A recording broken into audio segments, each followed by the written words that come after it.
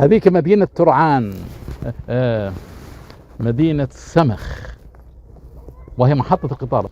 السلطان عبد الحميد مشى قطار بدون جرافات، بدون إنشاءات، بدون وزارة إنشاء وتعمير، بدون وزارة نقل. الآن عندنا وزيرين، وزارتين لوزير، بدون مشاه في 4 سنوات للمدينة المنورة.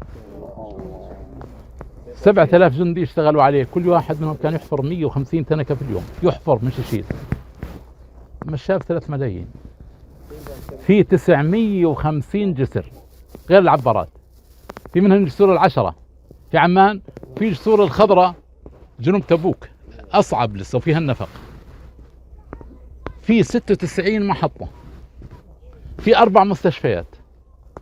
أهل القدس ترجوه يا بركات، قال يا زلمة خلينا قطمة هيك وصلنا بطلانهم الوصلة كلفته 8 أضعاف الخط اللي طوله 1326 كيلو، لأن التضاريس مختلفة.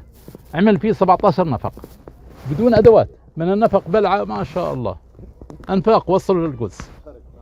في 1/9 اشتغل الخط كاملا واختصر المسافة من 2 ل4 أيام.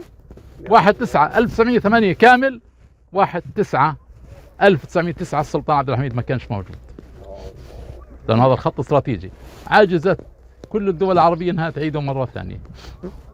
الخط كان يخش من هون على جسر المجامع. هذا جسر مملوكي قديم وبيوصل لجنين، ودائما فتح القدس بيكون عبر جنين، عبر الأردن 26 من 27 مرة، بعدين جنين، بعدين على القدس. يا قدس إنا قادمون، يا قدس قد حان المنون، يا قدس إنا للعدا لن نستكين ولن نهون.